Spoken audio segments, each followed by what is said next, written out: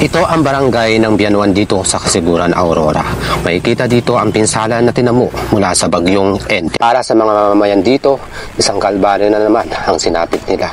Dahil marami naman mga pananim ang nasira, mga kabahayan, ang talagang nawalan ng bubong. Matagal na panahon bago na naman maayos o magkaroon ng masaganang ani ang mga pananim na tulad nito ng mga saging na talaga namang kung kailang namumunga na ay nasira naman ang bagyong Ente. Hindi na bago sa mga mamamayan ng Kasiguran, Aurora ang ganitong mga senaryo kapag sumasapit ang mga bagyong tulad nito.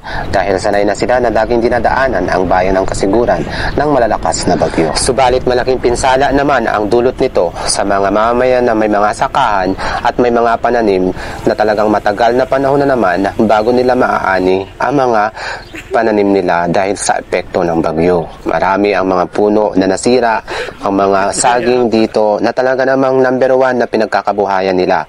Marami na namang mga palayan ang siguradong matutumba at hindi na naman muli makakabango. Naitanong ko nga dito sa mga kabarangay ko dito sa Bianuan na pag sumasapit ang bagyo ay dinadaan na lang nila talaga sa ngiti sa mga nasisirang mga bahay nila o bakuran, mga pananim na maswerte pa rin dahil ang importante ay ang buhay dapat hindi mawawala. Dahil ang mga pananim na mga ganito ay pwede lamang maibalik. Malaking dulot din na perwisyo kapag bumabagyo dito sa Kasiguran dahil madalas dito nawawala ng kuryente and matagal na rin bago na naman bumalik ang mga linya ng kuryente dahil sa nasirang mga poste at mga puno sa tabi nito. Lubhang naapektuhan din ang mga negosyo dito dahil nasira ang mga bubong ng kanilang mga tindahan.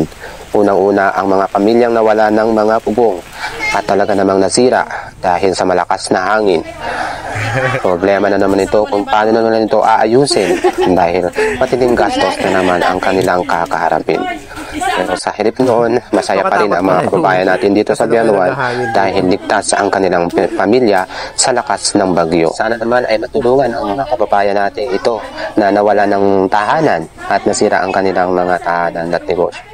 Dahil mahirap para sa kanila na makabawi na naman after ng bagyo na tulad nito. Kaya bilib pa rin ako sa mga kababayan ko dito sa Bianuan dahil sa dami-dami ng mga dumarating na bagyo dito sa amin ay patuloy pa rin sila sa pagbangon at hindi nawawala ng pag-asa. Sa halip ay patuloy na lumalaban sa hirap ng buhay. Dalangin ko po ang kaligtasan para sa lahat. Muli, ako po si Archie Traveler, ang inyong tagapagbalita dito sa bayan ng Kasiguran.